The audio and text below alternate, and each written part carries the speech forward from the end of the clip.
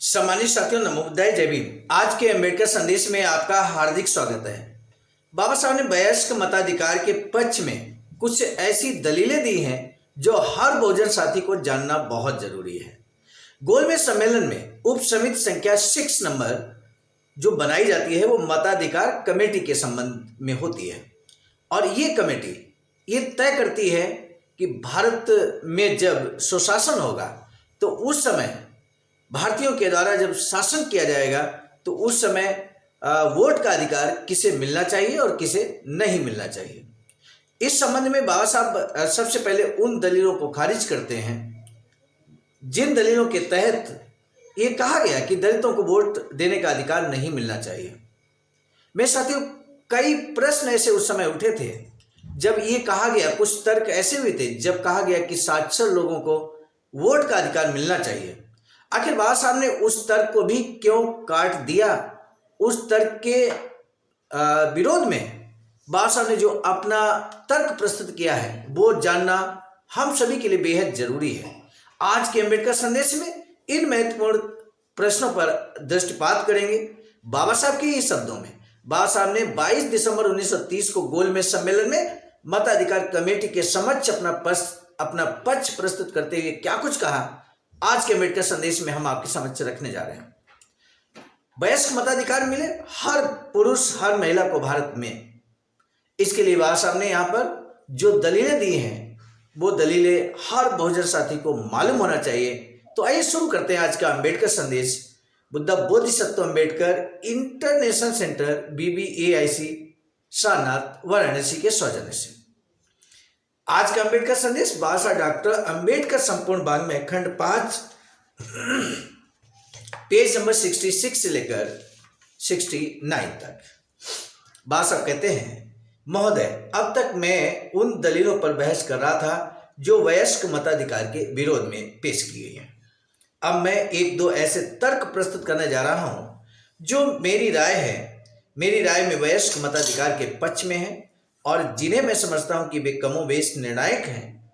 पहला तर्क जो मैं आपके समक्ष रखना चाहता हूं वह यह है कि आप भारत में ऐसी कोई भी मताधिकार प्रणाली नहीं ला सकते जो वयस्क मताधिकार से किसी भी तरह कम हो, जिसमें भारत की सभी जातियों और संप्रदायों को समान प्रतिनिधित्व न दिया जाए। भारत के लिए आप किसी ऐसी अन्य प्रणाली की कल्पना भी नहीं कर सकते जिसकी यही परिणति हो। उदाहरण के लिए निर्वाचन क्षेत्रों को ही लें। बंगाल और पंजाब में मुसलमानों का बहुमत है, सिंध में भी बंबई को छोड़कर मुसलमान बहुसंख्यक हैं। अब देखते हैं कि इन प्रांतों में मुस्लिम समुदायों की क्या स्थिति है। मैं ये प्रश्न टोह लेने के लिए कर रहा हूं। मेरे मुस्लिम मित्र शायद इससे कुछ भिन्न रुख अपनाएं। मैं इसे एक समस्या के रूप में पेश कर रहा हूं। हमारी आज की मताधिकार प्रणाली के अधीन इन प्रांतों में मुस्लिम समुदायों की क्या स्थिति है। सिंध में तो मुसलमानों की संख्या लगभग 70% है, लेकिन इसके बावजूद यदि मैं गलती नहीं कर रहा हूं तो उनमें से मतदाता केवल 49% ही हैं। उदाहरण के लिए फिर तनिक बंगाल और पंजाब की ओर मुड़े, वहां भी मुसलमानों की संख्या अधिक है और फिर भी मतदाता सूची में वे अल्पमत में हैं। दलित वर्गों पर फिर से विचार कर लिया जाए, वर्तमान मताधिकार प्रणाली में वे निर्वाचन मंडल में कहीं भी नहीं है। मैं समझता हूं कि इस प्रकार की मताधिकार प्रणाली अत्यंत अपमानजनक है। आपको एक बात याद रखनी चाहिए कि भारतीय समाज की रचना कई जातियों और मतों के लोगों से हुई है और वे जातियां और धर्म एक दूसरे के साथ ऊर्ध्वाधर लंब के रूप में जुड़े हुए नहीं हैं, जिससे कि यदि आप इस पिंड को किसी भी बिंदु पर काटें तो आपको वह भाग मिलेगा जो सभी समुदायों का समान रूप से प्रतिनिधि है। इसके विपरीत यदि मुझे ऐसा कहने की अनुमति हो कि वे इस प्रकार जुड़े हुए हैं कि उनके समानांतर लाभ क्षैतिज रूप में एक दूसरे के ऊपर रखे हुए हैं, ताकि यदि आप किसी भी बिंदु पर उसे काटें तो आपके हाथ वह भाग आएगा जो केवल एक ही समुदाय और अधिकाधिक 2 का प्रतिनिधि होगा और शेष को कोई भी प्रतिनिधित्व नहीं होगा। स्पष्ट है कि आप राजनीतिक नहीं प्रशासन की कोई ऐसी प्रणाली शुरू करना चाहते हैं जिसमें केवल कुछ जातियों या गिने चुने समुदायों को ही प्रधानता हो। ये भी निश्चित है कि आप भारत में दक्षिण अफ्रीका जैसी व्यवस्था शुरू करना चाहते हैं जहां केवल कुछ लोगों को मताधिकार दिया जाए और शेष को उससे वंचित कर दिया जाए। मैं तो ये कहना चाहता हूं कि यदि आप प्रत्येक व्यक्ति को मताधिकार देने में दिलचस्पी रखते हैं, प्रत्येक व्यक्ति को राजनीतिक मताधिकार देना चाहते हैं ताकि वह अपना भाग्य स्वयं बना सके। ध्यान दीजिए मेरे साथियों, बाबा साहब बहुत स्पष्ट तौर पर कहते हैं कि व्यक्ति अपना भाग्य स्वयं बना सके। आखिर वो कौन सा हथियार है व्यक्ति के पास जिससे व्यक्ति अपना स्वयं का भाग्य बना सकता है? तब बाबा साहब कहते हैं तो आप भारत में वयस्क मताधिकार के अलावा मताधिकार की कोई दूसरी प्रणाली नहीं ला सकते। कहने का तात्पर्य यह है, वयस्क मताधिकार बाबा साहब क्यों पुरजोर तरीके से डिमांड करते हैं गोलमेज सम्मेलन में? बाबा साहब चाहते हैं कि वयस्क मताधिकार के जरिए हमारे समाज के लोग अपने भाग्य का स्वयं निर्माण करेंगे। मेरे साथियों, वर्तमान में जब बाबा साहब ने डिमांड की लगभग 95 वर्ष के बाद में आप क्या महसूस करते हैं इस संबंध में? क्या आप इस वोट के जरिए, इस राजनीति के जरिए अपने भाग्य का निर्माण स्वयं नहीं कर रहे हैं? क्या लोग आपके हर 5 वर्ष के बाद नतमस्तक नहीं होते हैं वोट के लिए? तो सामान्य साथियों, इसका तात्पर्य ये हुआ कि लोग हर 5 वर्ष के बाद आपके पास आते हैं और आपसे कहते हैं कि आपकी या आपके समाज की क्या जरूरतें हैं, हम पूरी करेंगे, वोट हमको दीजिए। इसका तात्पर्य ये हुआ कि आप वोट के जरिए अपने ही नहीं, अपने पूरे समाज के भविष्य का निर्माण अगर करना चाहते हैं तो कर सकते हैं। मेरे साथियों, वोट के जरिए जब आप शासन सत्ता में होते हैं तो स्वाभाविक तौर पर बड़ी संख्या में आप समाज के भाग्य का निर्माण करते हैं। तब बाबा साहब कहते हैं कि अगर आप राजनीतिक मताधिकार देना चाहते हैं, मताधिकार देने में दिलचस्पी रखते हैं ताकि समाज के लोग अपना भाग्य स्वयं बना सकें, तो आपको भारत में वयस्क मताधिकार देना होगा। वयस्क मताधिकार के अलावा कोई भी ऐसी प्रणाली नहीं है जिसके जरिए व्यक्ति अपने भाग्य का स्वयं निर्माण कर सके। तब बाबा साहब आगे कहते हैं, मैं आपको एक और उदाहरण देता हूं। मैं ये निवेदन करूं कि मैं नारी मताधिकार का विरोधी नहीं हूं। ध्यान दीजिए, बाबा साहब बहुत स्पष्ट ढंग से कहते हैं कि मैं नारी विरोध में नहीं हूं, नारी यानी कि महिलाओं को मताधिकार मिले इसके विरोध में कदापि नहीं हूं। बाबा साहब कहते हैं, मैं अपनी महिला सहकर्मी श्रीमती सुब्बरायन का बहुत आभारी हूं कि उन्होंने इस मामले में हमारा समर्थन किया। मैं जी जान से उनके साथ हूं। मैं यहाँ 1-2 उदाहरण देकर ये बात बताना चाहता हूं कि मताधिकार को बढ़ाने और उसे व्यापक रूप प्रदान करने के लिए कौन कौन से सुझाव दिए गए हैं। ये सुझाव दिया गया है कि देश में साक्षर मताधिकार होना चाहिए। मैं इसे विचित्र मताधिकार तो नहीं कहूंगा, अलबत्ता इसके प्रभाव से आपको अवगत अवश्य कराना चाहूंगा। इसका प्रभाव यह होगा कि कुछ समुदायों के मतदाताओं की संख्या तो दोगुनी हो जाएगी, जबकि दूसरे समुदाय जहां हैं वहीं बने रहेंगे। साक्षरता का भारत में ऐसा असमान वितरण है कि कुछ समुदायों के मताधिकार में तो भारी वृद्धि हो जाएगी, जबकि दूसरे समुदायों की स्थिति यथावत बनी रहेगी। मुझे पूर्ण विश्वास है कि आप ऐसी स्थिति पैदा नहीं होने देंगे। इसलिए मेरा ये अनुरोध है कि यदि ये सम्मेलन और इस मेज के इर्द गिर्द जो सदस्य बैठे हैं वे अपने विश्वास के प्रति सच्चे हैं, यह धारणा रखते हैं कि भारत को उत्तरदायी सरकार का अधिकार मिलना चाहिए और शासन को जनता के प्रति उत्तरदायी होना चाहिए, तो मेरा विनम्र निवेदन है कि वयस्क मताधिकार का कोई विकल्प है ही नहीं। महोदय, एक और तर्क है जिसे मैं पेश करना चाहता हूं और मेरी दृष्टि में वह इस मामले में सबसे अधिक निर्णायक तर्क है। हम सभी ये जानते हैं कि निर्वाचक मंडल संयुक्त हो या पृथक, यह बड़ा जटिल प्रश्न है और मैं समझता हूं कि यह बहुत महत्वपूर्ण प्रश्न है।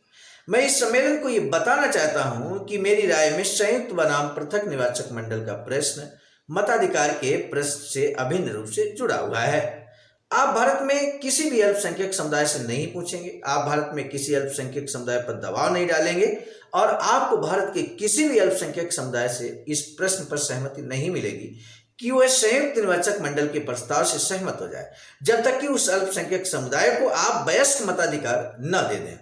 जब तक मुझे ये विश्वास नहीं हो जाएगा कि मुझे चुनावों में निर्वाचन की वही शक्ति मिलेगी जो मेरी सामाजिक शक्ति के अनुरूप है, तब तक मैं बहुमत की किसी भी सरकार का नियंत्रण या प्राधिकार मानने के लिए तैयार नहीं हूं। जब तक मुझे पता नहीं चलता है कि दलित वर्गों के समुदाय के प्रत्येक पुरुष को अपने मताधिकार का प्रयोग करने तथा उस प्रत्याशी के उद्देश्य और लक्ष्य निर्धारित करने का अवसर नहीं दिया जाएगा जो देश की विशाल जनता का प्रतिनिधित्व करने जाता है, तब तक मैं निश्चय पूर्वक संयुक्त निर्वाचक मंडल से सहमति व्यक्त नहीं करूंगा, कभी भी नहीं। मैं अपने आप को अल्पसंख्यकों की स्थिति में नहीं रखना चाहता, ना ही मैं बहुसंख्यकों को अपना प्रत्याशी चुनने की अनुमति दूंगा। जी नहीं, ऐसा कदापि नहीं हो सकता। मेरा यह भी विचार है कि जो कुछ मेरे समुदाय के अल्पसंख्यकों के लिए सच है वही मुसलमानों के लिए भी सच होगा। मैं यहाँ कोई ऐसी बात कहना नहीं चाहता जो मुझे दूसरी समिति में कहनी है, लेकिन ये बात इतनी प्रासंगिक है कि मैं इसका उल्लेख किए बिना नहीं रह सकता।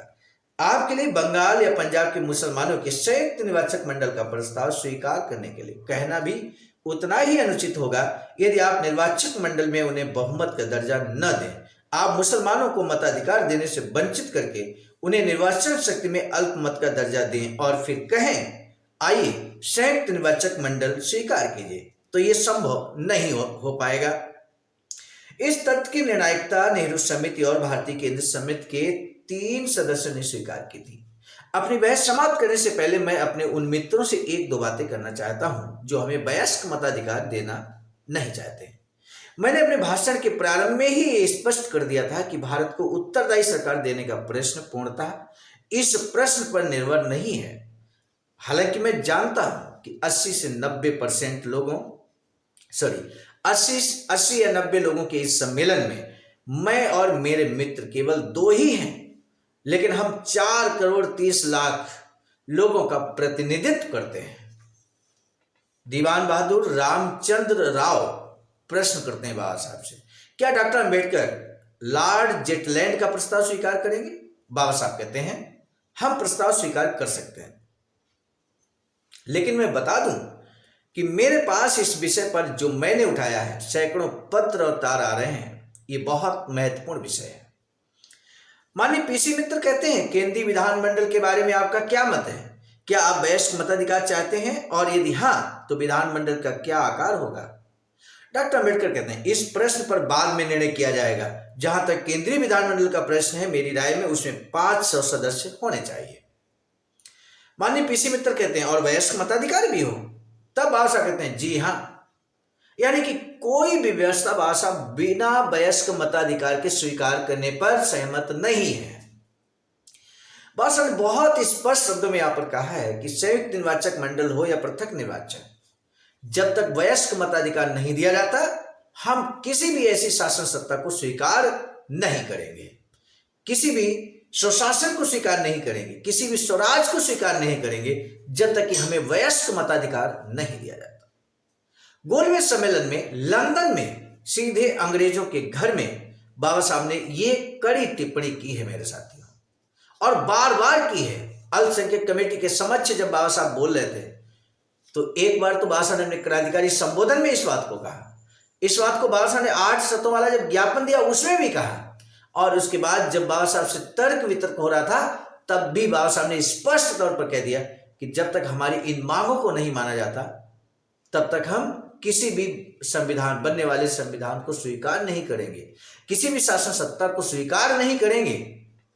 लगभग 5 करोड़ की जनसंख्या एक बड़ी जनसंख्या है। लगभग 1/5वां भाग भारतवर्ष में अछूतों का, अस्पृश्यों का, दलितों का है, और ऐसे में उनकी मांगे मानी जानी बहुत जरूरी है, और वो भी हिंदू समुदाय से अलग आस्तित्व के आधार पर उनकी मांगों को माना जाए। इस बात को बाबा साहब ने गोलमेज सम्मेलन में, प्रथम ही गोलमेज सम्मेलन में कह दिया था। मेरे साथ मताधिकार के संबंध में बाबा साहब के विचारों को आज आपने सुना, अंत तक अंबेडकर संदेश को सुना, इसके लिए हम तहे दिल से आपका साधुवाद ज्ञापित करेंगे। आज के अंबेडकर संदेश का महत्वपूर्ण प्रश्न, दलित, अस्पृश्य या अछूत अपना भाग स्वयं बना सके, आखिर वो कौन सा अधिकार उन्हें मिल जाए जिससे वो अपने भाग्य का स्वयं निर्माण कर सकते हैं। बाबा साहब ने इस बात का जिक्र किया मेरे साथियों कि वो अधिकार यदि अस्पृश्यों को मिल जाए, दलितों को मिल जाए, तो अपने भाग्य का निर्माण वो स्वयं करेंगे, और कर रहे हैं वर्तमान में, क्योंकि वो अधिकार मिल चुका है बाबा साहब के बड़े संघर्ष के बाद। आज का अंबेडकर संदेश बेहद शानदार आपको लगा होगा, और यदि शानदार लगा है तो इसे शेयर करने की जिम्मेदारी आपकी है। दीजिए इजाजत, आप सभी को सादर नमो बुद्धाय, जय। सामान्य साथियों, हम एक महत्वपूर्ण बात बताना उचित समझते हैं। बाबा साहब की अधूरी इच्छा के अनुरूप एक वैचारिक सेंटर निर्माणाधीन है सारनाथ वाराणसी में, जहां पर 14,000 स्क्वायर फीट जमीन परचेज कर ली गई है ring road green city Faridpur Sarnath में। वैचारिक सेंटर के प्रशासनिक ब्लॉक का निर्माण कार्य कंप्लीट हो चुका है। शानदार बेहतरीन प्रशासनिक ब्लॉक का निर्माण पूर्ण हो चुका है। आगे अब मुख्य भवन को बनाने की बारी हम सबकी है और इस हेतु आप दिए गए अकाउंट नंबर पर अपना अमूल्य योगदान कर सकते हैं। आज का अम्बेडकर संदेश हम लेकर उपस्थित हुए थे मिशन नायक बुद्ध मित्र मुसाफिर सर, राष्ट्रीय अध्यक्ष आवाज का नई दिल्ली की प्रेरणा में। प्रस्तुत करता मैं स्वयं सर्वजित आर्य, राष्ट्रीय मीडिया प्रभारी, IIT सेल आवाज का नई दिल्ली। मिलेंगे नए डॉक्टर अम्बेडकर संदेश में, तब तक दीजिए इजाजत। आप सभी को सादर नमो बुद्धाय, जय। सामान्य साथियों, यदि आप हमारे इस चैनल आवाज का ऑफिशियल, जिस पर नियमित सुबह 5 बजे डॉक्टर अम्बेडकर संदेश आपको मिलता है, आप हमारे इस चैनल को सपोर्ट करना चाहते हैं तो हमारा आपसे निवेदन है कि आप हमारे इस चैनल को सब्सक्राइब कर लें, वीडियो को शेयर, लाइक, कमेंट जरूर करें।